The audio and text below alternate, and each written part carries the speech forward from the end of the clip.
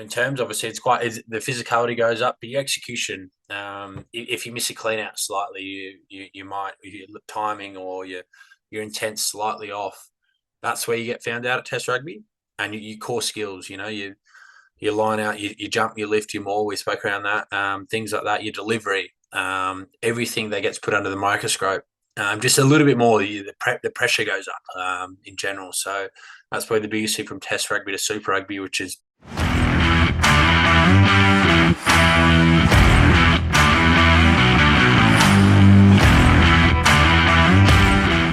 G'day, Nick. How are you? Not too bad, thanks. How is yourself, Kieran? Yeah, going really well, thanks. So, how's the body feeling heading into the bye week from, Super Rugby this season? Yeah, not too bad. Obviously, bye week in general always helps for any player. 7 weeks in, it went by pretty quickly, to be honest. This first kind of obviously half of the season, but body's all right. It's getting there. Obviously, after a few 80-minute games, it starts to take a toll, but freshened up over the past few weeks off the bench and that, so that's been pretty good. I think the Brumbies do have done that quite well this year with having a really good rotation and allowing, Darcy to come in and start letting Caden come in and yourself and just having that good rotation. It seems like there's really good, cohesion in the team and also that competitiveness as well. But you're also keen to take a step back on the bench and then be fresh because it is a long season. Yeah, like it's obviously good we do have the depth, and we're lucky. I know last year we were in a similar situation, and then we got a few injuries, and we had to myself and Caden Neville had to play out most of the games up until the bye because we didn't have those players available. But it's one of those things. It just depends. But no, it's been pretty good. And you mentioned health, like competition and things like that, and you never want to give up your jersey. Mm. Like you never want to be, oh no, coach, don't pick me. But it's always a blessing in the long run, in the scheme of things. When you do get a rest, your body feels good. You get a week or two. You get maybe an experience of playing off the bench. You get to finish out a game, different things, and it gives other people depth as well. And there's like you want everyone to do well. It's not an individualistic thing. So, like you mentioned there, Darcy, Nev, they're getting time. Like if you're taking all the time and you're playing all the majority of the minutes, something happens to you, the team's kind of left to dry a bit. So it's kind of good, bit of a shared thing, and it's pretty healthy. Mm. It probably tests your character as a person if you're a team player or if you're in there for the individual sort of side of it. So yeah, it definitely will test you. It sucks not being picked in the starting 15 because you want to be out there for the full 80 minutes if you can. But if you are stuck on the bench, it's just something that you got to accept and see how you can help the team. Yeah, definitely. And everyone wants to play big games too. So there's always competition, and even like you said, you do put a good run of games together. You might start and play a fair few, and then like I said, it's a bit of a blessing. You get a chance to knowing that you got a different role. You're paying maybe limited minutes that week, but you not that your training changes a whole lot, but it's just that even the mental side. You might go, oh, geez, I can really rip into my weights this week. I know I'm not locked into an 80-minute role. I know I'm not locked into 60 plus minutes in a massive game. So it's just little things like that, and mentally and perspective, and you don't know, it's just different things, and it's good. So when it comes to Aussie Super Rugby teams, I'm very biased, but the Brumbies are the best. Yeah. Biased because big supporter of the Brumbies, but they are the best. What makes this team and organization so good? Can you please tell us about your experience going through the system and then earning the right and earning your jersey to play for the Brumbies? So obviously, the Brumbies have been pretty successful for a long period of time. The most successful Australian team, the '04 and everything when we won back then. So I think you touched on it. Then it's part of the program that they sell. It's a bit of a blessing that it is based in Canberra, so it's a smaller. I think a bit of the geography and how the setup works. A lot of players aren't from here. It's pretty similar, I would say, to because I spent some time over in New Zealand in Christchurch for our school. So it's pretty similar to that Crusaders environment where a lot of players are forced to hang out with each other outside of rugby because that's all they know down here. So that there's that off-field aspect that really helps and drives friendship and mateship. So although that's just completely outside of rugby, and you spend time with each other, you hang out, you develop those connections. And it's obviously the Canberra's not massive. It's not a big city like Brisbane, Sydney, Melbourne, where you're driving X amount of minutes each day. There's traffic, so it's quite nice in that aspect. So outside rugby players catch up. They're good mates. They live with each other. So there's all like those kind of connections. And then in general, the program. It's always been renowned for a type 5 player. Obviously, the Brumbies DNA, set piece, very set piece orientated team with obviously moving back to Bernie's area, attacking flair, Joe Roth, people like that. But a set piece orientated team. So that was my kind of driver to come down to the Brumbies, being a lock and a type 5 forward.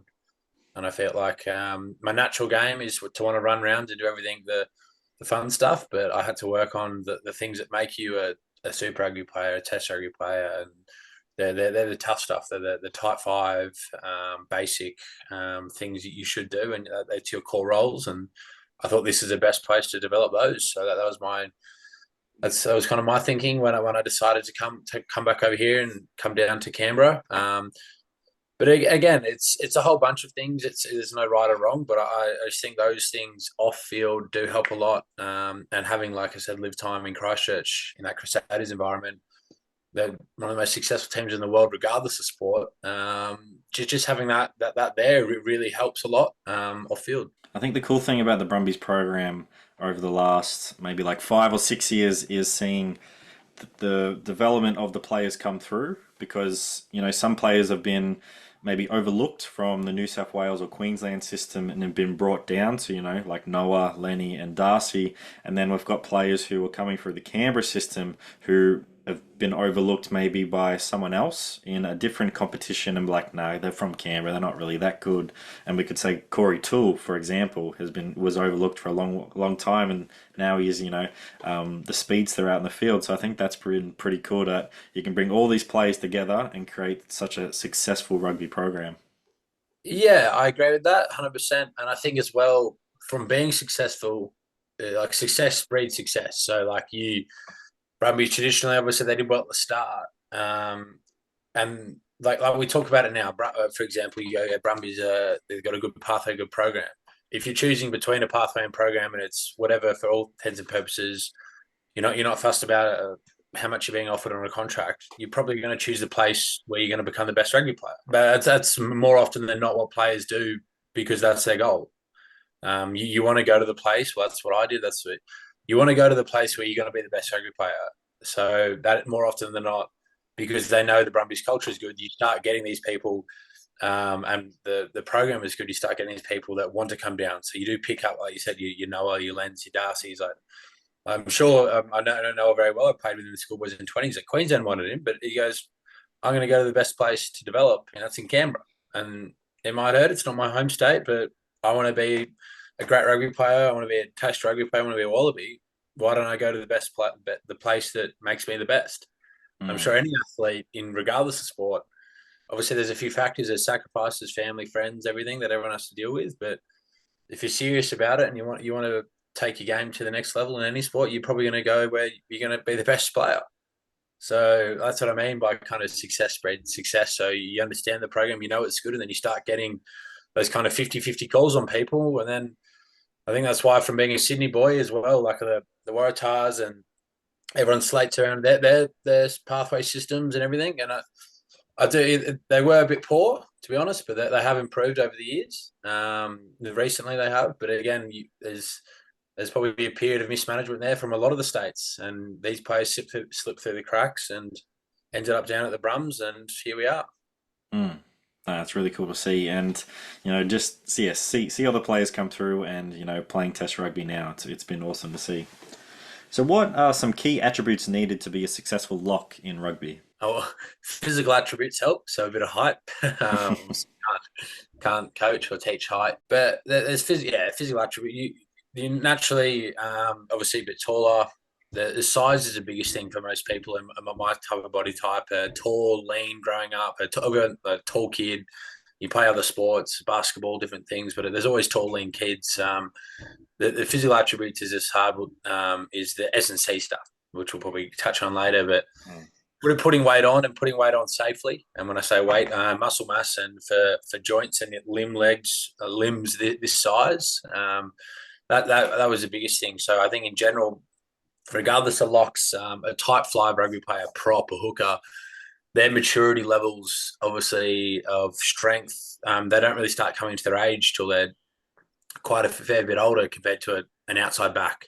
There's always someone fast. There's always someone skillful, and you see them playing professional quite early on. Whereas a type five player, to an extent, some forwards, you need those extra years under your belt to prepare your body for those demands and to get up there. And it's just a longer process.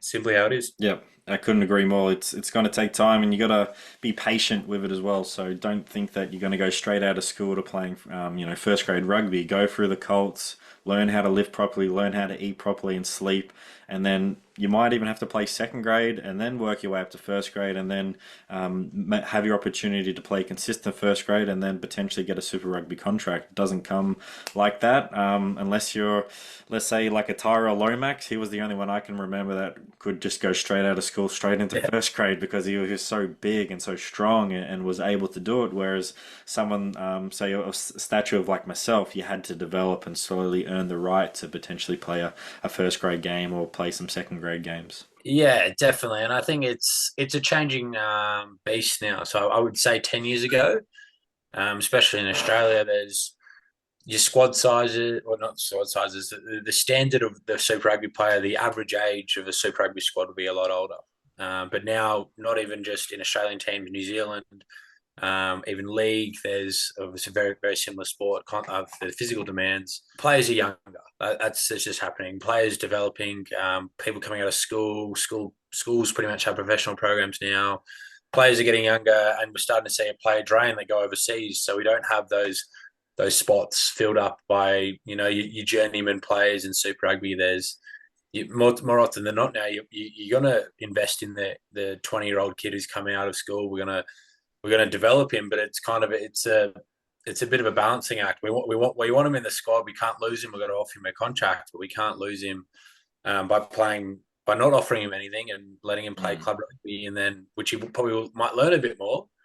But then losing him to another sport, going, oh mate, sod this, I'm going to go, So it's a balancing act, and it's fine. And I think that's what sometimes touched on before, the Tars or the Waratahs get a bit of hate on because they have such a big player pool. If one or two kids slip through the cracks by chance, they might develop later. The media's out to bash them, but they've kept all these other kids.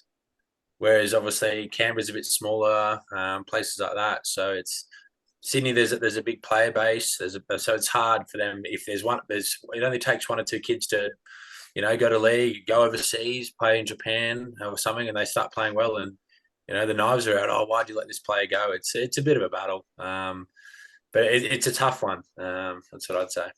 Yeah, it definitely is tough, and you just don't know who's going to be the next massive superstar in our game, And if they want to do something else and go play a different sport, as in rugby league or go overseas, then they probably have already made their mind up. But we'll try and keep as much talent in Australia as possible. So it's good news that the Melbourne Rebels are going to be staying with that buyout or thing that they got some money the other day. So we definitely need to keep the five clubs and continue to develop those pathways so we can keep as much talent and keep a really competitiveness. Because if we keep losing teams, then just more opportunities aren't there for players, and they'll probably just go somewhere else.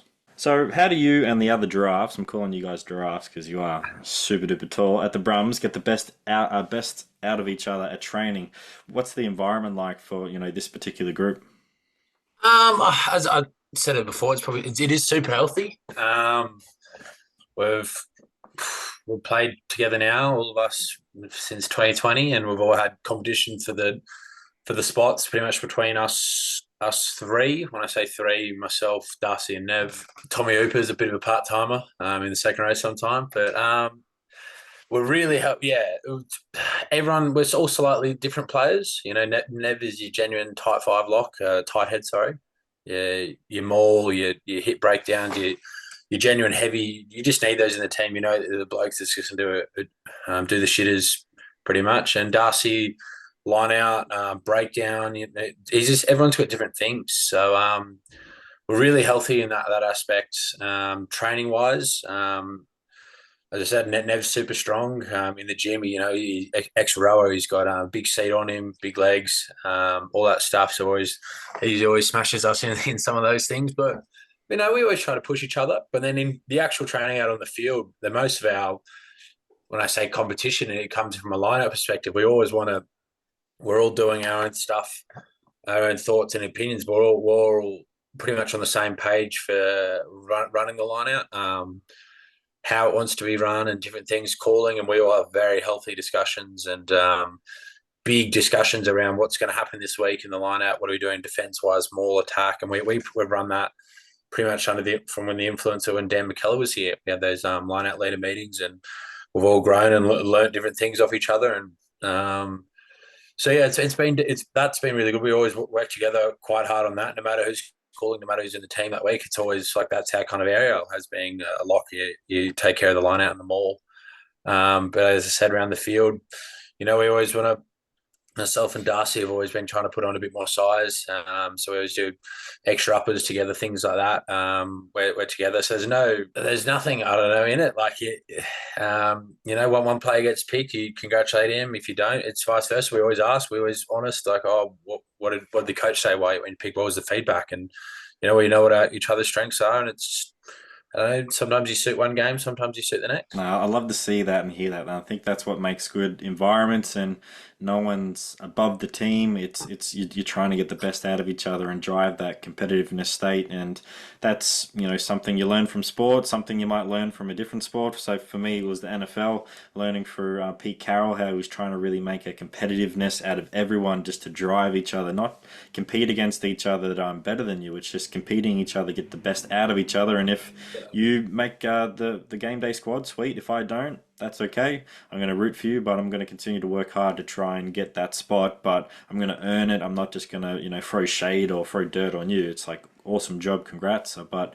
we both need to keep pushing each other, get the best out of each other. Yeah, for sure. Like I've always said, and especially with these two, it's obviously a great example with us. Like if they're playing well, they're training well, it's going to make me better. Like if they're playing really well, it's geez, I got to lift my game, my training standards, my things, and you see that at times when it comes to a pinch. So the boys train quite hard, and you've just got to do it, and it makes you better, regardless of if you're in the team or not. 100%. So if we put all the giraffes on the line, say 100-meter race, who's winning? Oh yeah, me, for sure. Yeah. They all know that. We have seen your speed out there in New Zealand. Was it against the Hurricanes? Yeah, That good try. Yeah. Nev surprisingly can move. He's decently quick. Darcy not so much. I don't know if you'll listen in, but yeah, he knows that. We made jokes about it, but yeah, Nev can move. And can you confirm that is Charlie Cale the second fastest in the team? I've heard rumors about that. Is he the second quickest out of everyone besides Corey, obviously? No, I'd put Tom Wright probably second. Charlie's definitely the quickest forward. Charlie's good acceleration. Pretty obviously quick top end. Just trying to think if you're doing it over X amount of distance. So if it's a 70 meter, it's quite different to 100. So, but yeah, Tom Wright's probably second. Is obviously very quick. But yeah, Charlie would be up there. He'd be definitely I want a top 4 to 5. I don't know. It might be third or fourth. But yeah, he's definitely Corey Toole. Obviously, no one's beating him. Yeah, and put James Slipper 3. Is that what you're saying? Well, he'll be quicker than Das. He'll be quicker than Das. No, that's pretty good. So, what advice do you have for forwards out there on attacking more 5 meters out from the try line? What are you focusing on, and how are you executing it to make sure that you get a 5-pointer? There's a lot of technical things in them all, and technically you need to be good at, and systematically. So it's like anything in rugby. If I don't do my role well or my job, we're stuffed. So it's an 8-person. You need. Doesn't matter if you've got 7 people who love mauling. Your one person doesn't like it. You can't maul. So you need your whole fullback to genuinely enjoy, and Dan McKellar used to say all the time, you need to love mauling. You seriously love it. If there's one weak link, you'll get found out. So there's a lot of technical things, but like I said, to the intent of mauling, you got to genuinely see it as obviously it's an attacking weapon, but not like, oh, here we go, I'm going to give it my best shot and maybe not. It's a genuine we're mauling as a group, a collective, and we're going to the dead ball line. We always just say we're going to the dead ball line, not this try line. Like we're going all the way through. So there's the intent. It's a bit of like anything in rugby. You can be technically good in a tackle, but if you got no intent and you don't want to tackle the bloke, you're not really going to tackle him, are you? So there's a few technical things. Yeah, body height. Pretty much the front three people in a maul. So your jumper and your two lifters are, you would say, probably the most important. And again, if they don't do their job, the people behind can't don't have a good platform to add weight, and then it's a trickle effect on. So without getting into heaps of detail of trying to explain the technical details of them all, but you just got to love the intent of it. And then the flip side, a little bit less technical on the defensive side, a little bit less, marginally less, but the defensive side, it's all about let's impose ourselves on the opposition pack. Let's bash them. Let's get up. Let's get in. Obviously, some technical stuff too. Your body height. Where are we targeting? We're trying to break some seams between a lifter and a jumper to get through and disrupt the maul itself and get to the ball. But again, it's like going up.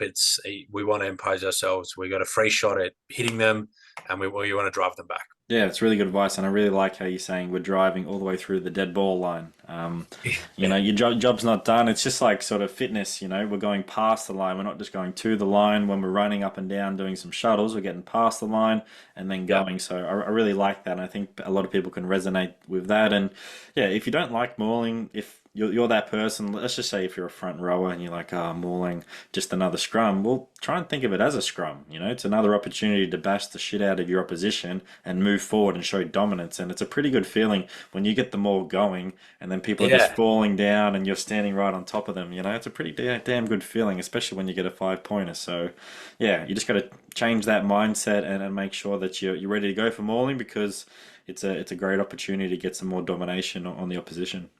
Yeah, for sure. Like you said, it's as Brumbies, it's been part of our DNA. It's an attacking weapon, but yeah, when you do score and the team trusts you. For example, you kick to the corner and you've turned down a shot at goal, and the team's going, right, boys, we need something here, and you deliver that. It's always a great feeling, and it's won us many games, and it's put us within reach in many games to come back and win, and close games, quarterfinals. Things like that, big games that you need, and you do have a strong set piece, and you back yourself there. So it's always a great feeling as a forward. And shout out to all the kickers as well who put it 5 meters out, not 10 meters out. Don't miss Yeah, miss the 5 meter. Like that's that makes very such a big underrated. difference. Yes, yeah. So the best player we've had from that is Tom Banks.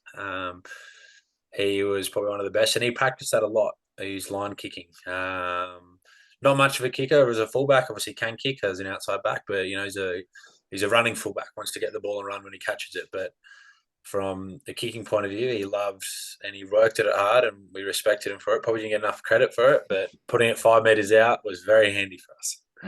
100%. Is there any other sort of general advice you want to give to forwards when it comes to lineouts? Go back to the basics from a lineout. If you're a lock, if you're a loose forward, if you're a jumper, the easiest, no matter how much you weigh, you can be heavy on the scales but light in the air.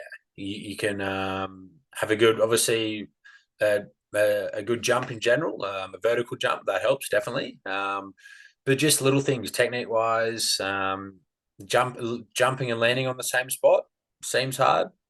You'd be surprised how often people might jump and then they come down 30 centimeters to the right or too far forward. So little things like that. So practicing taking off and landing on the same spot, practicing as a jumper, jumping with your feet together. It's easier for your lifters and all your forces going straight up.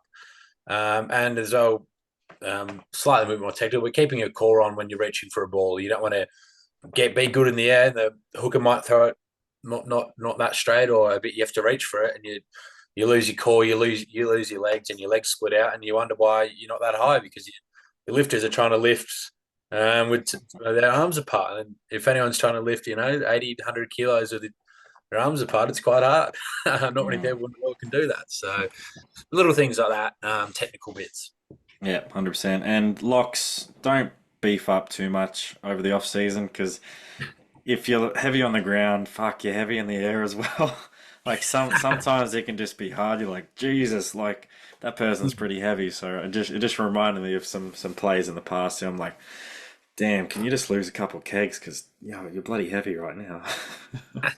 Yeah, for sure. As I said, just yeah, there's people that I would make a joke about it each week between myself, me, Darcy, the boys we have, the Locks, Tommy Hooper, people like that, and but Charlie Cale, like unbelievable line. He's the best person to lift because he's relatively light, good vertical jump, but used to lifting like a Nev 122, 123 player, and he doesn't have the biggest hops in the world, but it's just, so people like that sometimes you Mm. go, bloody hell, you're heavy, mate. But then you look at someone like Charlie, and he's a kite up there. He stays up in the wind. So moving on to the Wallabies. So Wallaby 953. What was it like making your debut for the Wallabies in 2022? Yeah, it was obviously I kind of spoke about it at the time. It was good. Like you're not going to say it's bad. It's just it was always a weird feeling getting to a goal that had been a goal of yours for so long. Such a long term goal. As a kid, the classic. This is what I want to do when I grow up and all that. And I was kind of always involved in sport, Australian rugby, different things, and getting closer. You do the schoolboys, you do the 20s, and it's always yeah, make Super Rugby, but you always want to get there. And it was a weird experience getting there and being like, great, like you're here, and it's just another game of rugby. Like you, obviously, you understand you're representing your family, your friends, your country, obviously, and all that. But at the end of the day, you're playing another game of rugby. That you're just playing it essentially at a higher level. And sometimes it gets easier because everyone does their job at a higher level compared to club rugby and different things. But yeah, it's always great to run around and represent your country, and then you kind of just reset your goals and move the goalposts again. For after you make your first game, it's all right. Well, what do I want to do now? I want to become a more regular player. I want to. That was the year before the World Cup. I want to make the World Cup squad. I want to do all these things, and you get there, and like many people, when you achieve a goal, you go, all right, what's next? You go up again. You take another peg. Did it take you long to adjust to the speed of the game of Test rugby, or did you sort of get used to it with enough training and being around in that environment? So when it came to game day, you're like, oh yeah, this is pretty fast, but I'm ready for it. Yeah, obviously it is quick, but sometimes it is slower than Super Rugby. Test rugby is a bit like chess, very very tactical, very set piece orientated because you can't afford to make mistakes. So it's very pressure driven. We penalty kick to the corner line out when you're in their 22 now, you're attacking, things like that. So it is quite slower in terms. Obviously, the physicality goes up, but your execution. If you miss a clean out slightly, you might your timing or your intent slightly off. That's where you get found out at Test rugby, and your core skills. Your line out, you jump, you lift, you maul. We spoke around that, things like that. Your delivery, everything that gets put under the microscope.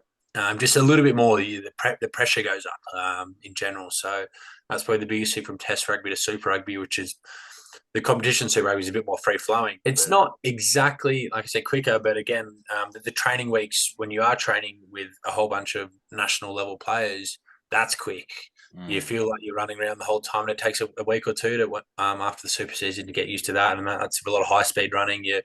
Everyone's pushing for spots, everyone's having healthy competition, but that's quick. Definitely, the training is. Mm. No, it's a really good insight. Thanks for that. Did you give yourself your goal to make the Wallabies team so fast? Because, you made your debut not too long before that for the Brumbies, and then it sort of came out pretty quick to make your debut for the Wallabies. Uh, I don't think you really go, I want to make it by this age or date. It was always like, well, you want to make it. So whenever you're ready, you're ready. Like it's not, if for example, by chance, if anyone I played in 2020 for my Brumbies debut. If anyone goes end of the year, you're playing for the Wallabies. You're not going to, mate, I'm not ready yet. Like it's, Mm. you're bloody hell. I've been picked. Like you always, you just got confidence in yourself. You're never not going to believe that. Here we go. But yeah, like obviously it was nice. I did it did help. I did a whole year, the year before that kind of COVID year, 2021 in the squad. They took a few extra players in general in the squad. I didn't manage to get a game, but it was a good experience. In general from training at that level, and you get feedback directly from the coaches, Dave Rennie at the time, to what your work ons are, how the system works, and I spent essentially the rest of that year training in the squads and that, and you understand the players, and you see I'm not that far off. I'm right there. I believe I can do it if picked, and that's what happened. Hi, everyone. We just want to take a quick break from this episode.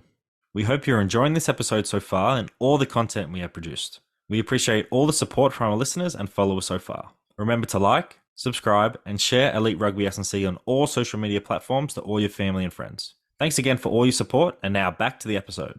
So, what did you learn from the 2023 Rugby World Cup in France? Yeah, it's a tough one result wise. I think we all know that, but I think again, without stating the obvious, individually, well, obviously team wise, but individually as well, like from having a limited, really, I played the year before in 2022 at the test level, played a few tests that year, but seeing exactly, like how world class some world class players are. Like I said before, you gotta execute every time. If you execute 90% of your things, you're pretty much off. You got to go 95 plus. You got to not every time. You've got to nail it. So it's quite individually as well. You look at other people in your position, locks, other people playing you. Bloody hell, like these guys are really at the top of their game. Either playing them, or again watching those games. So I think that's a learning there from individually, and I think it's some of the other Aussie boys, and obviously there was a bit of a younger crew there too. So that's always going to be. They've always going to have that experience, regardless of our performance here as a team. Going forward, people are going to go, well, I've seen what a World Cup is. I've seen the level what I've either played against people, and I've seen what we need to get to. Obviously, we weren't there, so I think that's probably the biggest learnings. Is I know that Wales game was a bit dark day when we lost that one there, but some of the players then they're not household names. They're not like you're not going, oh geez, but on the day these people are executing and nailing it. It goes, well, hang on, why can't we do this? So it's a bit of a learning there. It's like you've got to be on every time, and that's just the level that we operate at. And I think hopefully as fans we can take that as a learning point as well. Like just learn from this Rugby World Cup, and continue to support the players, support the Super Rugby teams, and build towards the next World Cup. But in the short term, Wales are coming over this year, and it's going to be really good to see yourself and the boys go out there and touch them up, because there's definitely some payback needed towards them to remind them that we are a bit better than them. And just for me being cocky and confident, I'm guarantee you that we're better than them. But also looking forward to the Lions. And the Lions was massive when it came 12 years ago, and it's going to be massive when it comes back next year. And I'm really looking forward to us, as fans, and then as the Wallabies, give it a real good crack and seeing if we can, cause the upset. It will be interesting. Obviously, the Wales test coming up, and that, and I think regardless. Again, not saying the obvious, like we can't get any worse from that, as in. So I think the players have moved on from that. But again, you touched on the Lions series. I think a lot of the players understand roughly how big it is, but I don't think they understand. Like even myself, like when you'll see how big it is, and all the tickets are already sold out, the amount of traveling fans, and you think from their perspective, the opportunity to come all across the world to come to Australia. And it's been obviously last time was in South Africa, COVID happened. So there's been pretty much 8 years since a proper tour. So the amount of fans, the hype that brings. So I think it'll be, like I said, for the boys that are at the World Cup, pretty much on par with the atmosphere from there, because it's the next biggest thing. So it'd be good for Australian rugby. And then, of course, 2 years later, the home World Cup, and it's another big boost. It's going to be good. And I'm also really keen for when the Lions play the provincial sides. They come back and play the Brumbies, because the last time they played the Brumbies won. And it was just incredible that they did that. So it'll be really interesting to see if Brums can do that again, but also saying if the Reds and the Waratahs can, cause an upset on those, because it really drives a momentum leading into the Wallabies games that, everyone's getting behind them. And, it's not just the Wallabies playing really well, it's also the club sides as well. So, yeah, the hype around it's incredible, and I'm really excited to watch the games next year. Yeah, for sure. I think for the players and in the games is you're always the underdog. So I think for players, I remember back to that spring tour when we were for the Wallabies, and we were quite written off for a lot of that. You got nothing to lose. I think that's the best position to be in sometimes. When a team doesn't deal well with pressure, like let's be real, some of the Australian teams don't. when teams go out and go, well, all right, I'm sticking to system, I'm doing our structure and everything, but I'm full of confidence because I'm playing without fear here. Like I've got nothing to lose. As a team, as an individual, let's go have fun. I think that's the best thing when you do play good rugby is when you enjoy it. When you go out there, big smile on your face. Look, I'm playing the Lions. How good's this? I'm playing for the Brumbies and I'm playing for the Lions. Down at Geo, I'm throwing the ball around. I'm having a whale of a time. Like I get to experience this. How many people get to say they play against the Lions? Things like that. Where I think is really when you go out there, nothing to lose, and throw the kitchen sink at them. That's when you get those results and you start enjoying your rugby and playing well. I also think it's like a cheat code sometimes as well. Like you just don't have any pressure. You're like, oh yeah, the pressure is on them to beat me. Yeah. Even if I'm the favorite, if our team is the favorite that day, they still have to come and beat us, you know. And if we've done the work and we've put in the hard yards, like it's going to be very challenging for them. So if you can do that, I think it's a really good cheat code to have, and it's a good mindset to go to go into games. Yeah, for sure. Like, definitely, it's good. It's a good position to be in, and like I said, playing without fear. Like we played that 2022 spring tour. We played Scotland. We had a narrow win, which is good. We went and played Ireland France. Sorry, the next week. Number one team in the world at the time. Everyone had written us off. We ended up losing the game by the end. We should have won. But I think we put a bit of confidence back in ourselves. We had a great performance. We lost by 1 or 2 points. We lost by a try late, but our plan, we're still playing. We believe we can win, but we're the only people that believe we can win. So you create your own sense of confidence when you go out there and you get a result like that, and so it's just good fun. And as a player, you enjoy that too. 100%. So how has strength and conditioning helped you become a better rugby athlete? Well, any strength and conditioning in general is going to help any athlete, but I touched on a bit before.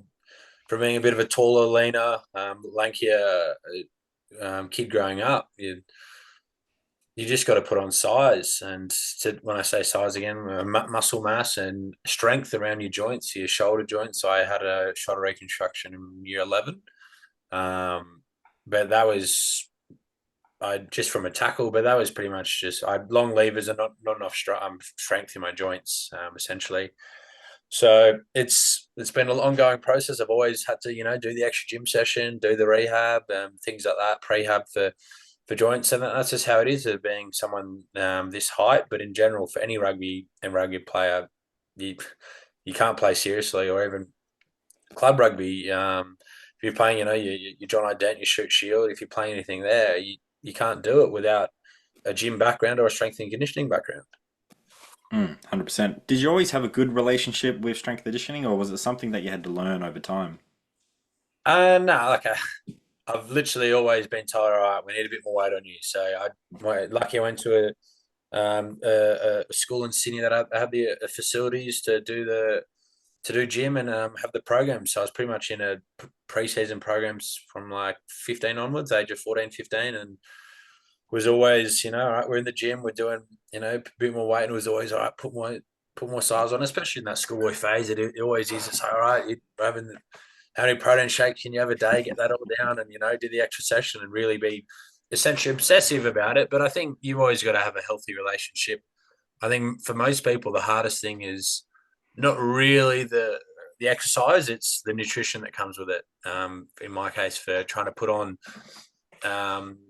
muscle mass and lean muscle mass for everyone is the people who are very motivated to, lift the weights. Everyone loves getting on the bench press and doing arms and, look how big I look, but it's only a little bit of it. When you get outside the gym, that's when your progress happens. And I think that took a fair bit for me to learn. I had good knowledge. It was just the actual being, sticking to it.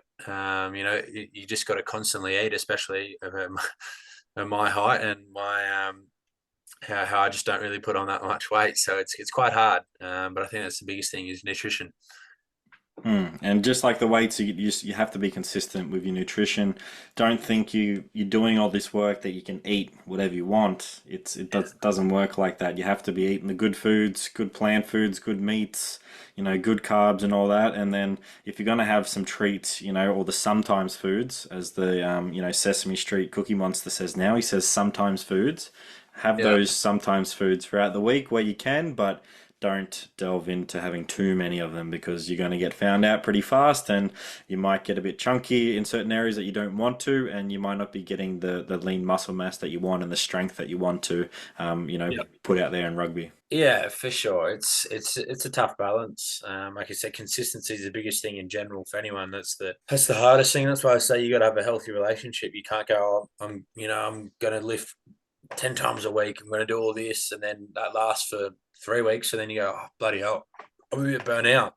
So it's consistency over time is probably the biggest one there with strength and conditioning and nutrition. Mm. Is there any other advice you can think of for strength and conditioning for rugby athletes out there that comes to mind? Everyone hates, or when I say everyone hates, doing legs is obviously always a bit of a punish. I'm gonna jump back on the bench. I'm gonna do some arms again, but in the long run, having a good set of legs and when I say that, a good trunk and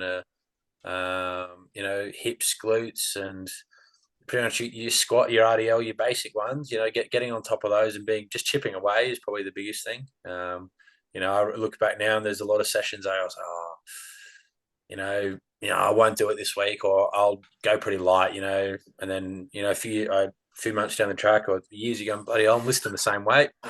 So it's that thing that to be any sort of athlete or any power athlete like a rugby player is, your legs are very important, and your glutes, your hammies, everything from there, your hips and your trunk is a big thing. Yep, we need it. Don't skip leg day. Leg day is what's needed. Yeah, it's so important to our game, and calves are the new biceps. Let's be honest. If you've got good calves and got good quads, that's a pretty good flex right there. Anyone can grow big biceps, but growing big calves and big quads, that's pretty impressive. Yeah, for sure. Don't skip leg day. So just moving into the last part of the podcast here. So just short and sharp questions. Straight to the point. Answer as much as you want, or as least as Yeah. you want as well. So outside of rugby union and rugby league, what sports do you like to watch and keep up to date with?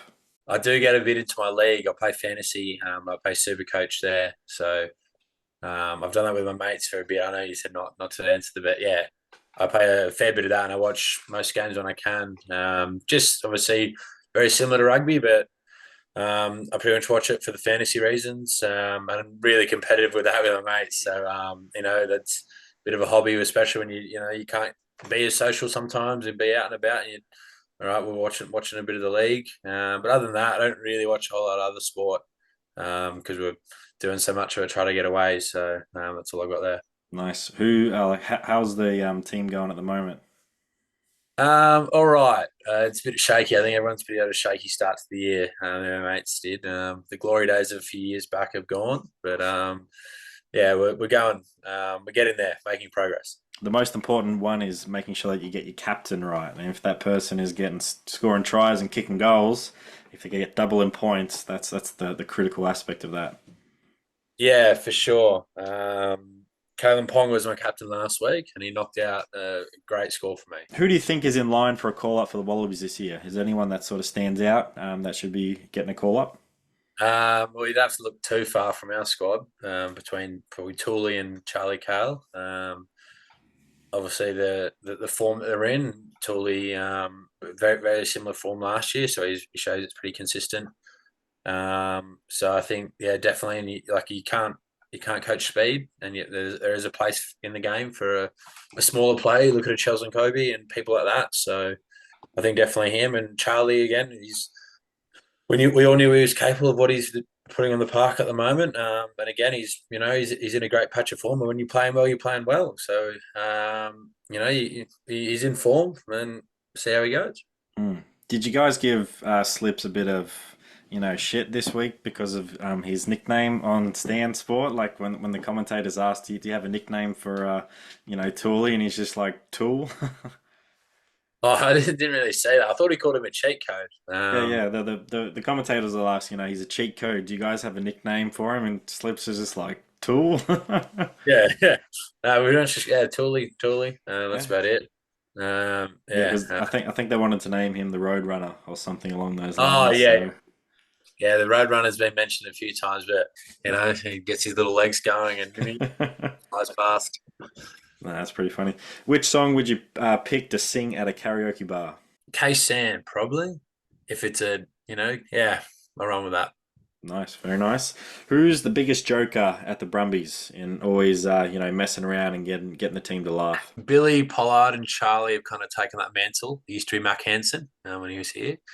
Those two have kind of, taken that on board and kind of live and like being the jester of the team and being laughed at and making jokes. So those two. What has been a sort of a game-changing moment in your rugby career that has helped you to become a better rugby athlete? I think more brief, not to be too specific, but being either dropped or being like not in a position where you thought you would be is very good. So there's been times over the past years you think you're going that well and you get dropped or you get feedback that you don't agree with, or you don't like, but it's for the best. I think there's probably not been a full pivotal thing, but there's been times where oh bloody hell, I might be on this week or I might be doing well, and you get the feedback, and you in the long run the coaches are there because that's their job, and it makes you work harder, makes you work on other if you got inequalities or different things in your game, and you work at them and you come out the other end a better player. So those things have definitely helped, and they make you fight for your spot. No, I think that's one of the best answers that I've had so far. That's awesome. I love that. If you could have a gigantic billboard with anywhere with anything on it, what would you say on it and why? I don't know. So maybe something on the but like I don't know where, but on a highway, just something saying like, "Oh, hey, I made you look," or something. Just something real cheesy, real dumb. Just and have like 3 different billboards down there. So the first one goes, "Hey," and then next one you keep looking. What is it? Oh, made you look. I don't know, something. I've got nothing for that. But that's all I got there. Yeah, I think lot of things like that can make people smile, especially if they're, had a challenging day. Yeah, I think just getting a couple little giggles would Yeah. certainly go a long way. Mm-hmm. Is there any book recommendations that people should read that you've read? I used to read heaps as a kid, and I wish I still read more, but I haven't read in years now. Can be audiobooks as well. That still Yeah, counts as reading. yeah.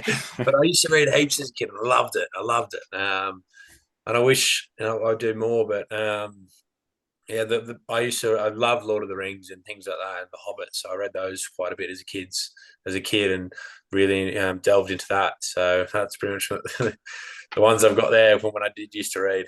No, that's all good. I'll put a recommendation out there. If no one's read Green Lights by Matthew McConaughey, that is a fantastic book about his life and how he, just learns from all these different things. And he's very fascinating, and he's very a strange dude, but a very fascinating person. He's had a really interesting life. So if you haven't listened to his book, he narrates the book. It's really good. Or if you just go by the physical book, yeah, that's a really good book, and I learned a lot from that, and I found it really interesting. And last one, what is a highlight that stands out in your rugby career so far? Looking back in general from a squad point of view, and just obviously being young, and the rookie of the year, rookie in the year, is that the 2020 win for our Super AU for Brumbies.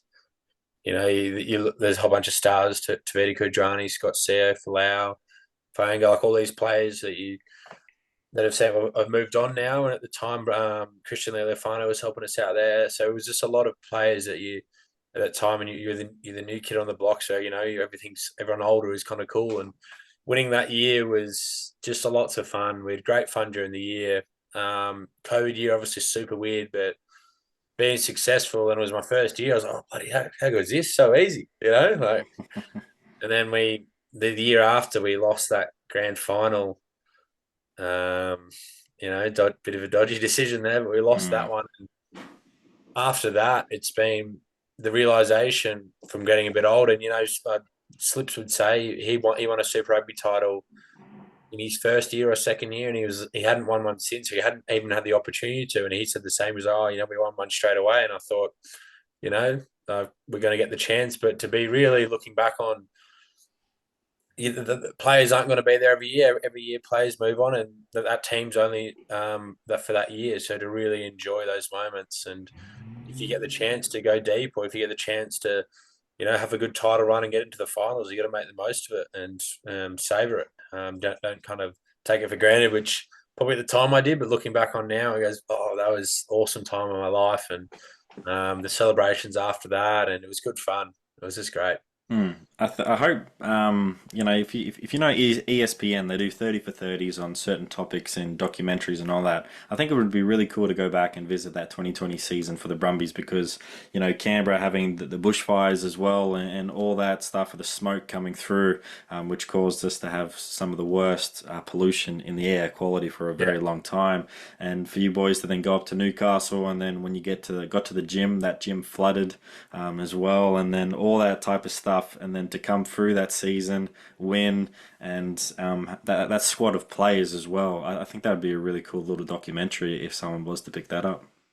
Yeah, it was funny you all mentioned that there. We had the bushfires, and it was the world's worst air pollution there. And obviously, we're complaining about air pollution, but people are losing homes and lives. So it was pretty in perspective for us. But we went through that. Newcastle, and it was humid as, and even we had 10 days up there, and it was whale of a time. We had 10 days preseason camp, and we came back, and then we got the mumps. About 10, 15 boys got the mumps in this day and age in the squad. So it was very interesting. And then about 6 weeks into the competition, we were, right at the top of the table, and COVID hit. It was a very weird year, but I think for adversity, that's your shared experience in general from a culture point of view is what strengthens teams. And like I said, looking back, probably because it was my first year, in general, you're always going to enjoy it more. It's, this is new, this is cool, and you've always got nostalgic and fond memories. But I really enjoyed that year, and I've enjoyed every year. To be fair, I haven't not enjoyed my time, but looking back and winning that, and even that 2022 year in general, that year and a whole, when from a Wallabies point of view, again, first year playing, that unbelievable, and going on a spring tour, and it was just a great year, and I really enjoyed life inside and outside rugby that year. So it was good fun. 100%. So who should be my next guest on the podcast? Is there any sort of athletes or coaches that come to mind that should jump on for a chat? I'm trying to think. I saw you had Nev and Al on, so they're obviously good. Nev's an interesting cat, so he would have got some good answers. Had Darcy, had Neville, got yourself, had Tom Hooper, all the tall giraffes, and the mini giraffe, I guess, Tom Hooper. Yeah. Oh, geez, that's good. You're taking a lot of my people to nominate. Have you ever Slips? Haven't had Slips yet. That'd be a good one, I reckon. He's one to reach out. He's obviously got an interesting story in general, and a very, very Aussie, down to earth guy. Definitely. Where can listeners find you on social media if they just want to, follow your story and what's going on with your world? Yeah, Instagram, and it's Nick Frost, but 2 T's, I think, because there's the English actor, the British actor, Nick Frost, and he's short and fat, and I'm tall and skinny. So quite different.